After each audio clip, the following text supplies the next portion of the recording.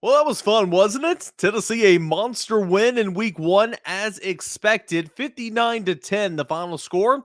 Tennessee defeats Ball State in the season opener. The good, the bad, the ugly. Instant reaction time right here on Locked On Vols. You are Locked On Vols, your daily podcast on the Tennessee Volunteers. Part of the Locked On Podcast Network, your team every day.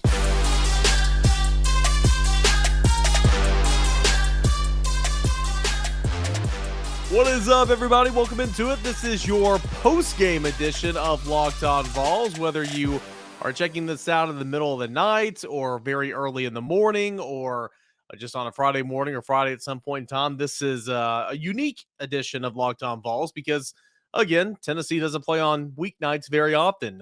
Kicked off the season a year ago against Bowling Green on a Thursday night and doing it again here against Ball State here to begin the 2022 season.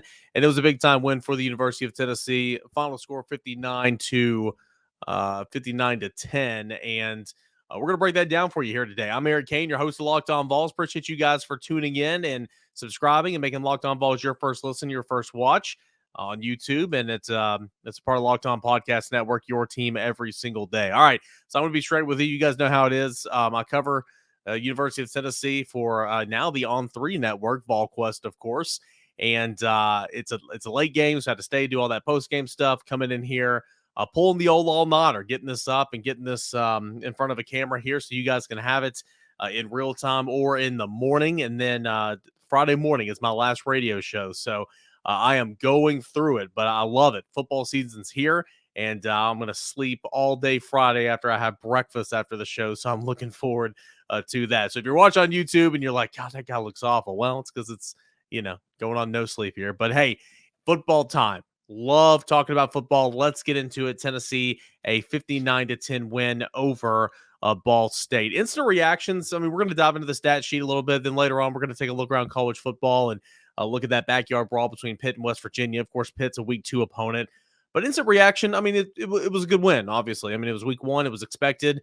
Last year against Bowling Green, it was just it was ho-hum is how we used to kind of describe that. Tennessee did what it was supposed to, but it was kind of lackluster. Could have been a lot worse. It was kind of boring.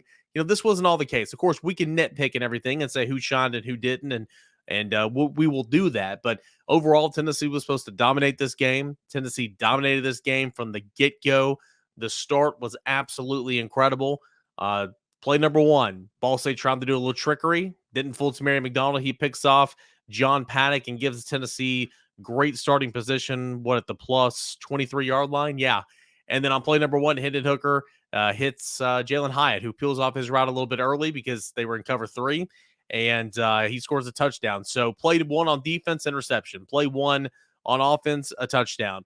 Play 1 of the game, an INT. Play 2 of the game, a touchdown. I mean, you couldn't have drawn it up better for Tennessee to start this football game. So that was really, really great to see. But instant reactions, it's Hooker, and we'll get into it a little bit more. He played fine, was not his best game, and I think he'll say that. But Tennessee scored a whole lot of points. Tennessee was efficient with their drives. Tennessee didn't punt at all in this football game. Defensively, Tennessee had a shutout late into the second half, and ultimately gave up 10 points towards the end there, and that's okay. But, created 2 turnovers. Kamal Hadden had an interception. Tamari McDonald had an interception. Got better on third downs as the game went on. It was Ball State converted on their first 2 third down conversions or third down attempts, and then Tennessee shut out the next 4. I think we'll get into the stats here in a minute, but I think they were like 5 of 14 overall in the football game. So my initial thoughts, and again, I sound like a football coach when I say this. I'm gonna go back and watch the tape. I'm gonna write a review piece at On3, of course, VolQuest.com. That's coming up on the website Saturday morning. So I'll have my review piece. I'll go back, watch, and take notes and everything, and give you some more in-depth analysis. But without going back and watching the film, it looked like a clean game. Josh Heupel was very pleased. Said there's a lot to be excited about, both offensively, defensively, and special teams. But, when it's all said and done, Tennessee knows that it's going to have to play to a higher standard. And again, I'm not even saying that they were bad Thursday night, because they weren't, but I'm saying Pitt's going to be a bigger challenge, obviously. Florida in 2 weeks is going to be a bigger challenge. LSU, Alabama, Georgia, Kentucky, all those teams. And Tennessee's got to be ready. But for what was presented to them, they took advantage of it and won big. Played a whole lot of players, and that was good. That's something I've been critical of the staff really a lot of the times last year about how they didn't take advantage of opportunities to play young players. And they didn't wait, man. They were putting in young players there in the very beginning, and especially defensively. Now, offensively, you had that first unit on offense stay intact for about the first 4 or 5 series. Then they started rotating in some receivers and outside of left tackle, by the way. Gerald Mincey got the start at left tackle. But they were rotating J.J. Crawford and Gerald Mincey with the ones all game long. But nonetheless, defensively, they were. You can do that defensively. Throwing in their new linebackers every other series, defensive line. Wesley Walker got some looks at star a little bit. For the longest time, Hendon Hooker, the 4 offensive linemen, not the left tackle, and Jalen McCullough were the only players late into the first half that hadn't been substituted for whatsoever. And so I thought that was good. You played a whole lot of players. That was good because you won't be able to do that a lot throughout the season. But at points in time throughout the season, you'll need to rely on some of those guys to come in and spell and or fill in for injury or whatever the case may be. And they need to have some confidence and they need to have the ability to go in there and do that. And they get a lot of that by playing special teams and, of course, coming in games like this. So I thought that was good. Overall, good night for Tennessee. 2 thumbs up, good night. But no, the challenge is going to get a whole lot more difficult. There you go.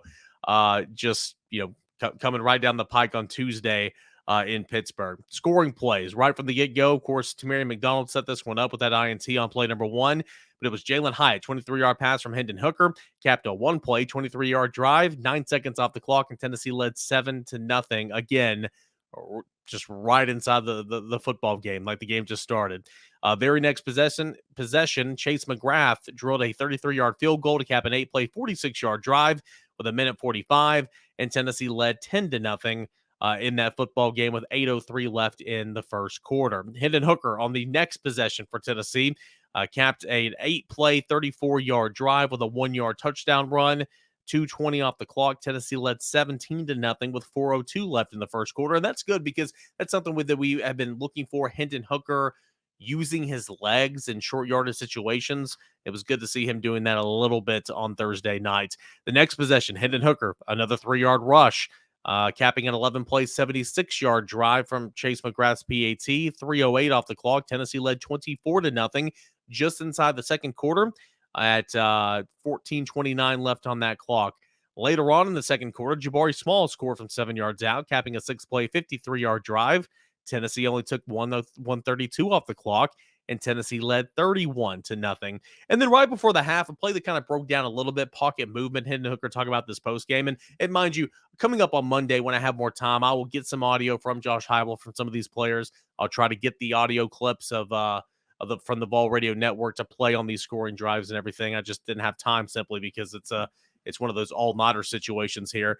But Hendon Hooker talked about the play about pocket movement and how he had to move and evade a little bit, and he hit Walker Merrill on a strike, 16-yard touchdown, and Tennessee took a 38-0 lead with 1:45 left in the second half.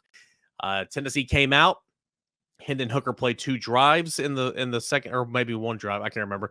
1 or 2 drives in the second half, or 1 drive in the second half, scored a touchdown. He attempted 2 passes, and then Hendon Hooker and the rest of the first team offense was out of the football game.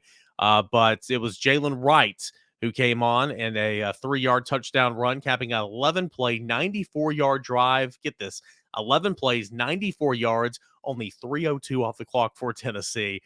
Like a team like Kentucky, if they went 11 plays, 94 yards, or 15 plays, 95 yards, they take like 8 minutes off the clock. Why do I know that? Well, that's what Kentucky did to Tennessee in the first quarter last year up there in Lexington. Nonetheless, after that Jaylen Wright 3-yard touchdown run, it was 45-0. Tennessee led with 11:52 left in the third quarter. Now it was Ball State that got on the board, a 3-yard pass from John Paddock to Trevor Kozul. I don't know his name. 10 plays, 75 yards, 3:52 off the clock, and Tennessee gave up some points, but still had a 45-7 lead. Well, income in the reserves, of course, like I mentioned, just before the change of the fourth quarter, about 1:48 left on the clock in that third quarter. Dylan Sampson caps a 13-play, 78-yard drive, 6:05 off the clock with a 2-yard touchdown plunge, and Tennessee went up 52-7. Again, I like some of these drives here. I know it's Ball State, I get it, but 13 plays, 78 yards, 11 plays, 94 yards, 6 plays, 53 yards, 8 plays, 34 yards. Tennessee was being efficient moving down the field. Later in the fourth quarter, I like this. Jimmy Holiday, 53-yard pass from Joe Milton, and that hit pay dirt. 7 plays, 93 yards, only 2:08 off the clock, and Tennessee goes up 59-7. Ultimately, Ball State would get another field goal, 25 yards, and make it 59-10.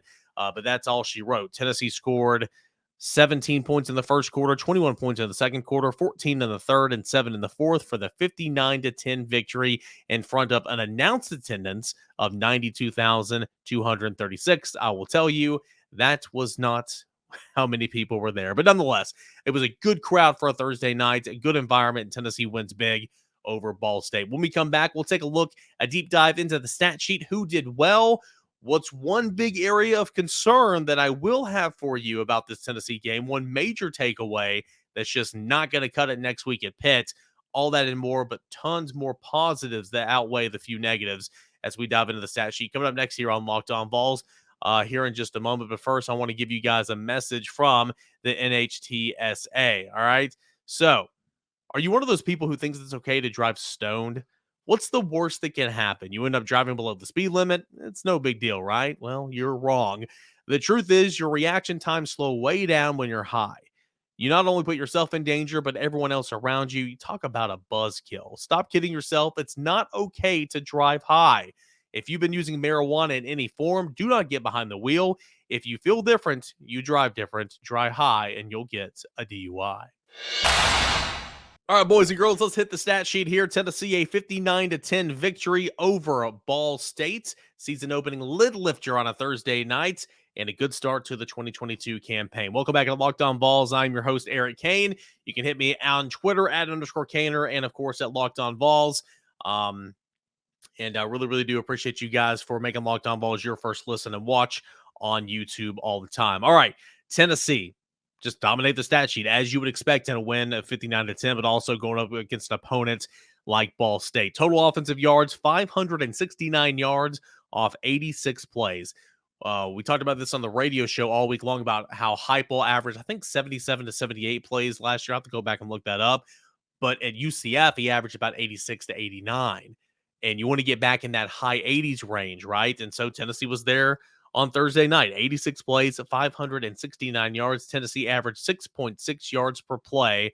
That was a good sign. First downs, Tennessee had 32 to 17 compared to Ball State. 32 first downs picked up, 13 rushing, 15 passing. Good balance via the penalty. Rushing yards, Tennessee ran for 218 yards. It wasn't fantastic, but I thought it was efficient. I thought they ran hard. We'll get into that more in a moment, but 218 yards on the ground, 51 attempts, 4.3 yards per rush. That's not great, but it's not horrible. Like it's okay. That's kind of how I look at it there. All right. Did have 5 rushing touchdowns. Throwing the football, passing yards, Tennessee threw for 351 yards between Joe Milton and, of course, Hendon Hooker. Gaston Moore came in later in the game, and Navy Schuler, but I'm not sure if either one of those guys attempted a pass. I'll look that up here in just 1 second. But 351 yards passing to 269 yards passing for Ball State. Tennessee went as a unit, 27 for 35. Not too shabby there. 13 yards per completion, 10 yards per attempt, and, of course, had 3 passing touchdowns. Tennessee, a relatively clean game, was penalized 6 times for 48 yards compared to Ball State penalized 12 times for 83 yards. Possession time, Tennessee, not bad here whatsoever. And of course, you slowed it down. You slowed it down late in that football game in the third and fourth quarter when the reserves were in. 29 minutes and 55 seconds. 29 minutes and 55 seconds. Tennessee just lost the possession battle time by 4 seconds. 29 minutes and 59 seconds is what Ball State possessed. But remember, with this offense, Tennessee likely will never win the time of possession. I'll go back and look last year, but I'm pretty sure Tennessee never won it last year, and that's expected because they might have won it in Bowling Green, but because of the offense that you run. But you possess it a long time here in this football game. Third down conversions, Tennessee was 5 of 13. It's okay. Not great, not horrible, but definitely not great. Ball State was 5 of 14 on third downs. Ball State was 0 of 2 on fourth down conversions. Tennessee was a perfect 3 for 3. And red zone chances, red zone scoring and chances.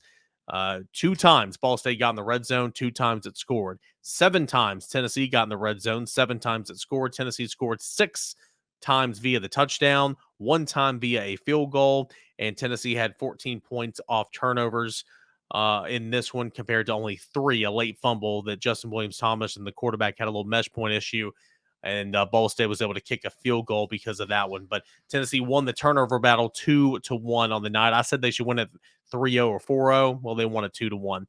All right, let's look at the individual stats. Hendon Hooker, 18 of 25, 221 yards passing, 2 touchdowns.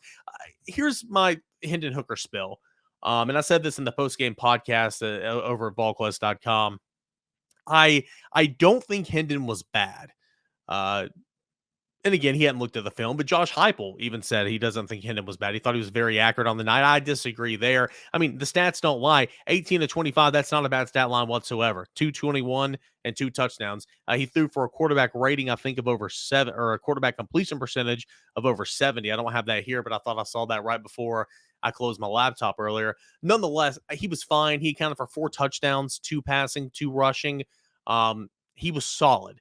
But I think he was a little iffy in some of his throws. He was a little inaccurate at times compared to what he usually is in terms of some throws we've seen him make all last year. A little high at times, a little out in front of a receiver at times.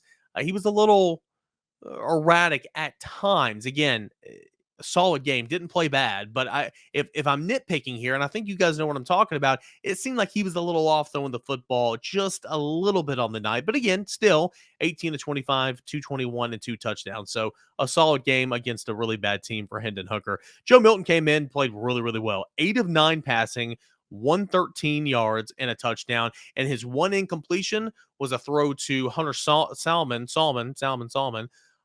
That it was a little high. I know, hold the jokes, but that was a pass that he should have reeled in. That should have been a touchdown. So really, Joe should have been 9 for 9 on the day. I thought he came in and played really, really solid.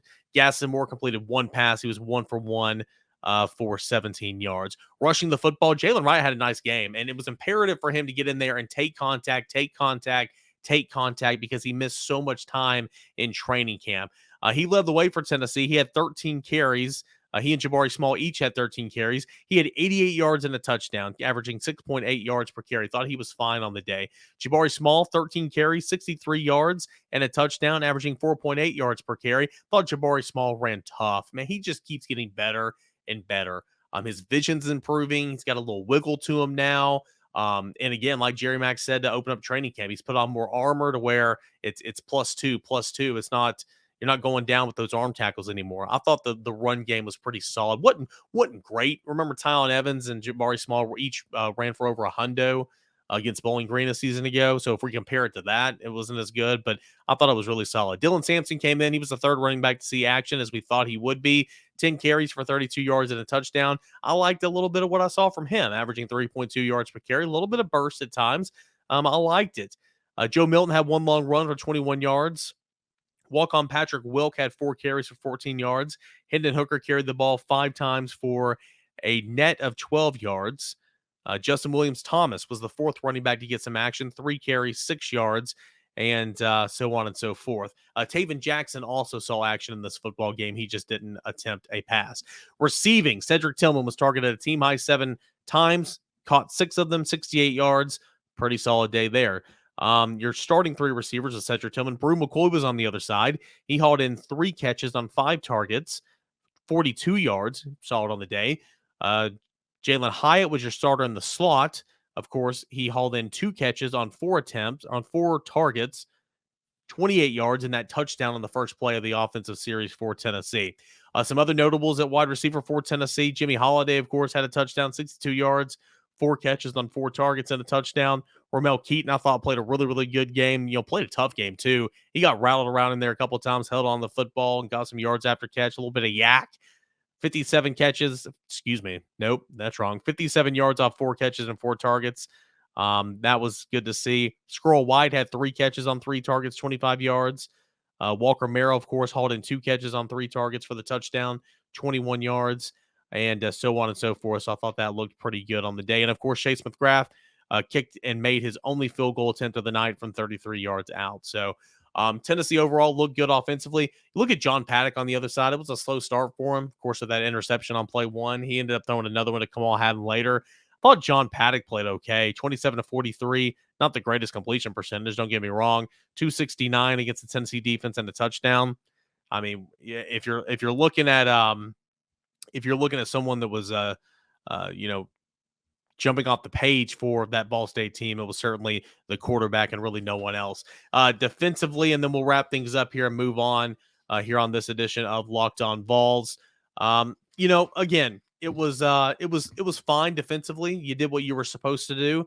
You had 2 interceptions, which was fantastic. But overall, sorry, here I made a mistake on my notes. Overall, my one big concern from this football game, a little disappointing, but maybe there's some reason behind it. 2 TFLs and no sacks.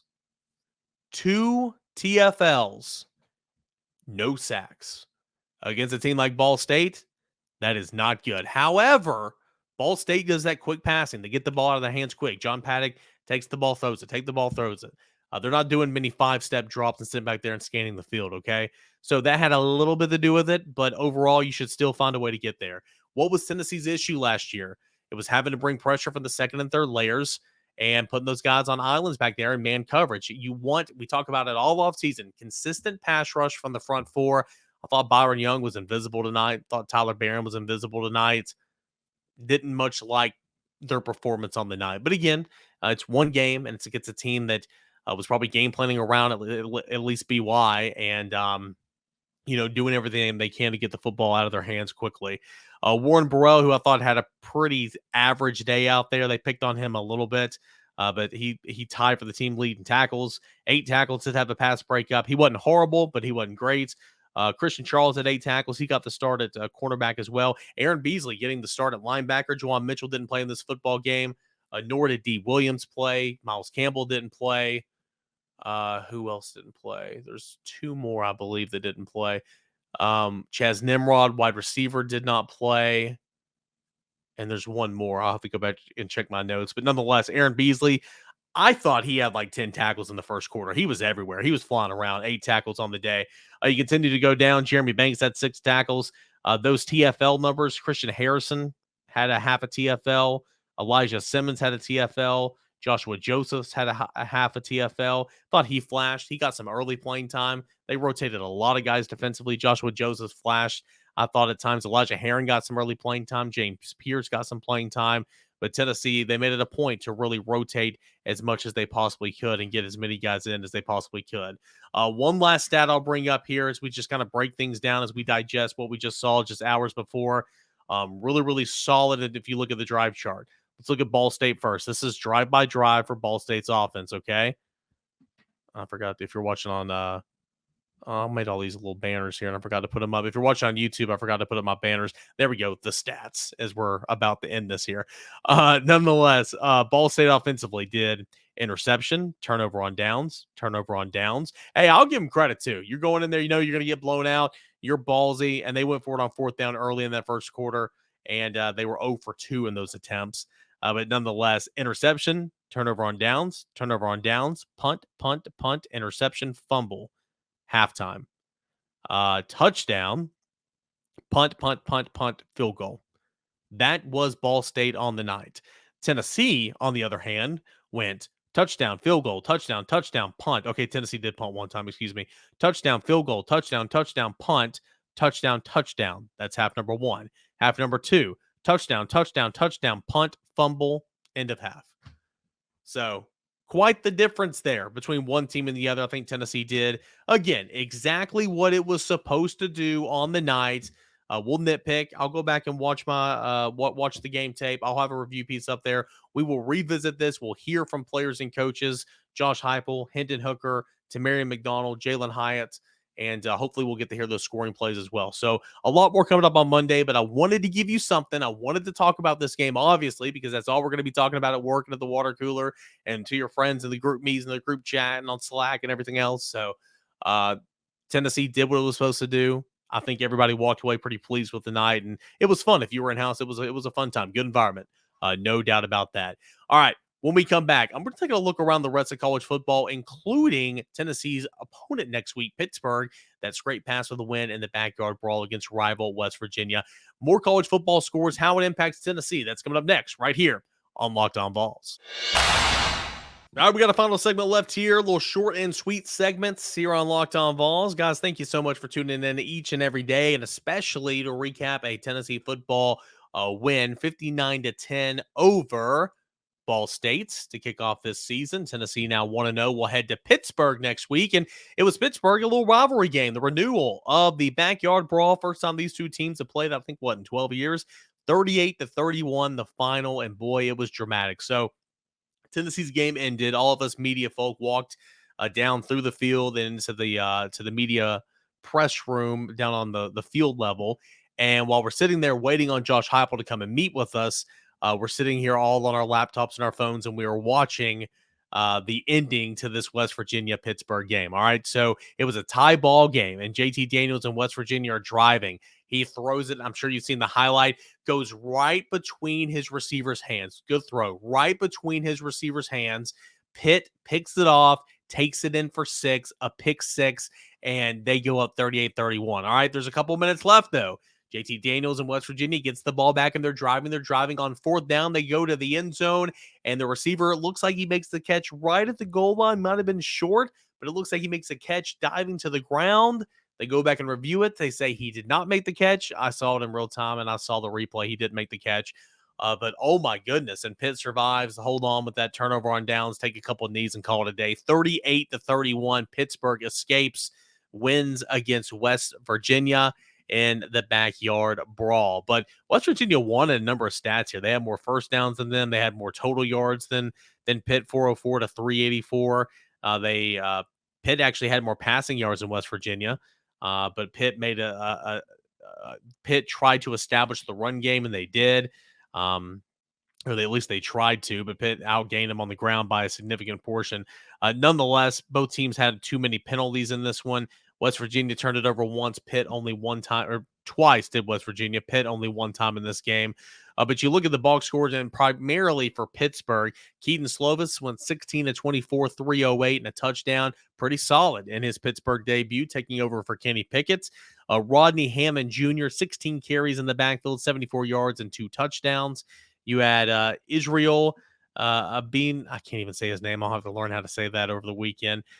Israel 8 carries, 15 yards, and they're high on him, but he did not have a good game. 8 yards, 15 carries. Jared Wayne, upperclassman for Pitt, led him in receiving, 89 yards. But again, there's Rodney Hammond Jr., the tailback, had 2 catches for 55 yards. Bub Means, Gerard Means, who used to be at Tennessee back in 2018, 3 catches for 44 yards. So we're not going to dive in the stat sheet for them like we do against Tennessee, but overall, Keaton Slovis was, he was fine. I mean, he was pretty solid on the day, and of course, Tennessee's going to have to try to get into the backfield, make things tough for him, no doubt. However, for Pittsburgh, we talk about that talented front seven. Well, on a night where Tennessee had no sacks and only 2 TFLs, Pittsburgh had 3 sacks and 8 TFLs against a much better offensive line in West Virginia. However, again, I will say this caveat: Ball State gets the football out of their hands very, very quickly, while other teams do not. All right, let's go around the rest of college football real quick for a Thursday night. If you're like me, you're doubted on the game you were covering, and obviously, that Pittsburgh game, checking the scoreboard, but missed a lot of action. You had Oklahoma State that took care of. I've got my ESPN app open, and I'm not sure if that audio came through. If it did, I apologize. But I was just hearing audio coming from somewhere, and I couldn't understand where it was coming from. But it was in one of my tabs on my computer here. Okay, Oklahoma State, 12th ranked team in the land, won in a shootout over Central Michigan, 58-44. Wake Forest, no Sam Hartman, but no issue against VMI, 44-10 that final. Any other big time games? Penn State, there we go. Penn State outlast Purdue, 35-31, a dramatic late touchdown prevails Penn State over Purdue. And Missouri, another SEC opponent, Missouri, 52-24 over Louisiana Tech. Minnesota in the Big Ten shut out New Mexico 38-0. Arizona State got in action, 40-3, the final score on the night. So football, I think there was 17 football games that went on at the Division I level on Thursday night. So obviously Tennessee and Ball State weren't the only ones, but nonetheless, football is here, and I'm thrilled, and I know you are as well. Tennessee, a 59-10 victory over Ball State, did what it was supposed to do, did exactly what it was expected to do. It was fun. A lot of guys did well. There's work to do, of course, and that's what Josh Heupel said post-game. There's always more work to do, and the challenge is going to get greater, much, much greater next week, next Saturday, when Tennessee goes on to Acrisure Stadium, formerly known as Heinz Field, and take on the Pitt Panthers. All right, guys, thank you so much for hanging out with me here today on this little post-game pod, and we all talk and we all try to digest what we just saw over the past couple hours. Really, really do appreciate it. Tennessee, a big win, 59-10, and we got plenty more on this game coming up on Monday's show. We'll dive into it. We'll go over my review piece, hear some audio. So trust me, we'll get more coming up on Monday, and then we'll start getting into our Pitt prep for the week. Guys, thank you so much for making Locked On Vols your first listen each and every day. Now for your second listen, go check out the Ultimate Pro Football Preview 2022, an 8-episode extravaganza to get you ready for the NFL season. The local team experts of Locked On Podcast Network, plus a betting angle from Lee Sterling of Locked On Bets, all combining into the Ultimate NFL Preview. Search the Ultimate Pro Football Preview 2022 on the Odyssey app, YouTube, or wherever you find your podcast.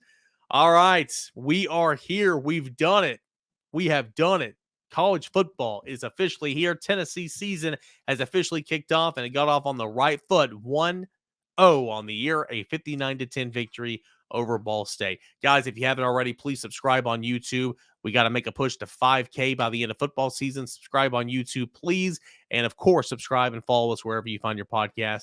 Thank you for making Locked On Vols your first listen. Thanks so much for hanging out with me. You guys have a great and enjoyable weekend. The last Saturday for about 11 more weeks without Tennessee football on a Saturday. So enjoy it. Go to the pool, go to the lake, whatever the case may be, or sit at home, watch college football. We'll be back on Monday, same time, same place. We'll do it again. Enjoy the rest of your weekend, and thanks so much, guys. Really appreciate it.